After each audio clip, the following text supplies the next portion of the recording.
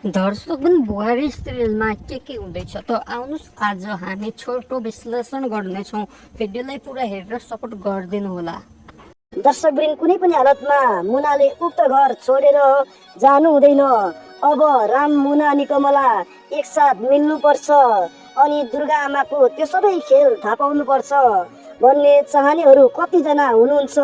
कृपया म छु भनेर कमेन्ट गर्नु त। दर्शकवृन्द, तपाईँले बुहारी सिरियललाई कुन ठाउँदेखि माया गर्दै आइरहनु भएको छ उक्त ठाउँको नाम पनि कमेन्ट गर्नु होला, ताकि जानौँ कि तपाईँले बुहारी सिरियललाई कुन ठाउँदेखि माया गर्दै आइरहनु भएको छ भनेर। दर्शकवृन्द, तपाईँहरूले पनि बुहारी सिरियलको पछिल्लो भाग त पक्कै पनि हेर्नु भयो होला। उक्त भाग हेर्दै गर्दाखेरि तपाईँहरूको मन एकदमै आत्तिएको अनि निराश भएको होला। दर्शकवृन्द, यस कारणले तपाईँहरूको मन एकदमै आत्तिएको अनि निराश भएको होला कि मुनाले रामलाई सधैँको लागि छोडेर गएकी छिन्।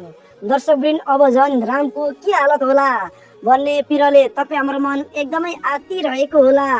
हो दर्शकवृन्द, आजको यस भिडियोमा आउँदो भागमा के हुन्छ त म त्यसको जानकारी दिनेछु। दर्शकवृन्द, दुर्गा आमा कतिसम्म पापिनी रहेछिन्? हो दर्शकवृन्द, दुर्गा आमाले आफ्नो सबै योजना पुरा गर्नको लागि त्यहाँ मालतीलाई बोलाएकी छिन्। दर्शकवृन्द, अनि दुर्गा आमाले आफ्नो योजनाको केही अंश मालतीलाई सुनाउँदै अब कुनै पनि हालतमा कमलाको उक्त सिउँदोबाट रामको सिन्दुर हटाउन अनि कमलाको अर्कैसँग विवाह गर्नको लागि एकदमै ठुलो भूमिका खेल्नुपर्ने कुरा व्यक्त गरेकी छिन्। दर्शकवृन्द, अनि मालतीले पनि कमलाले सिन्दुरको मूल्य बुझेको कारणले गर्दाखेरि कुनै पनि हालतमा त्यस्तो गर्न कठिन हुने कार्य बताउँदै गर्दाखेरि दुर्गा आमाले विभिन्न कुराहरू व्यक्त गर्दै मालतीलाई केही पैसा दिएकी छिन्।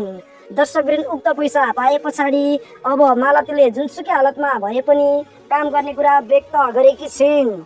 दर्शकवृन्द, दुर्गा आमाले आफ्नी छोरी मुनालाई उचाल्दै रामजयले कति पनि माया नगर्ने अनि अहिलेसम्म रामजयको जिन्दगीमा तेरो कुनै पनि स्थान भएको छैन, अब त यो घरमा बस्नुको कुनै पनि अर्थ छैन, तेरो भविष्य छैन, तेरो त पुरै जवानी बाँकी छ भन्दै विभिन्न कुरा गर्दै रामलाई छोडेर जानको लागि उचालिरहेकी छिन्।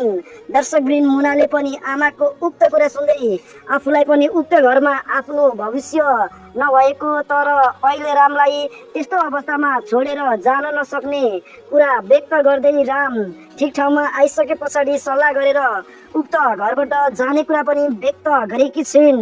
दर्शकवृन्द, अनि दुर्गा आमाले एकदमै ठुलो झड्का दिँदै एकदमै विचार गर, अब त कुनै पनि हालतमा यो घरमा नबस्नु भन्ने कुरा पनि व्यक्त गरेकी छिन्।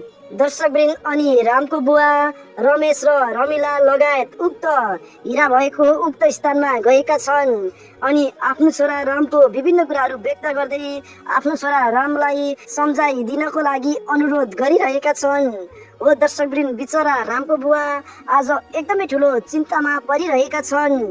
दर्शकवृन्द, चिन्ता पनि किन नहोस् त, आज आफ्नो छोरा रामको त्यस्तो अवस्था हुँदै गर्दाखेरि रामको बुबाको उक्त मनमा आँखाभरि आँसु भइरहेको छ अनि पुरा छटपटीमा आफ्नो जीवन बिताइरहेका छन्। दर्शकवृन्द, उता कमलाले आफ्नो सुत्ने ओछ्यानमाथि आफ्नो अनि रामको कमला फोटो राख्दै उक्त फोटोलाई हेरेर मनका विभिन्न भावनाहरू व्यक्त गर्दै गर्दाखेरि त्यहाँ कमलाको बहिनी विमला पुगेकी छिन् अनि विमलाले अब कुनै पनि हालतमा त्यसरी तडपेर हुँदैन, बुबाले भनेको कुरालाई एकदमै केयर गर्नुपर्छ भन्दै उक्त फोटो लिएर गएकी छिन्। दर्शकवृन्द, कमलाको उक्त मन एकदमै निराशजनक अनि आत्तिरहेको छ। हो दर्शकवृन्द, जब बिहान हुन्छ एका बिहानै उक्त घरमा मालती पुगेकी छिन्। दर्शकवृन्द, अनि कमलाको बुबा आमाले पनि मालतीलाई सबै कुराहरू व्यक्त गर्दै गर्दाखेरि मालतीले विभिन्न कुराहरू व्यक्त गर्दै राम यहाँ आएर त्यस्तो रमिता देखाएछ भन्दै विभिन्न कुराहरू व्यक्त गरिरहेकी छिन्। दर्शकवृन्द, अनि कमलालाई मालतीले विभिन्न कुराहरू व्यक्त गर्दै उता कमलाको नाममा काजक्रिया गरिसकेका अनि मुना र राम एकदमै धेरै खुसी भएको कुरा पनि नभएको लगायत विभिन्न कुराहरू सुनाइदिएकी छिन्।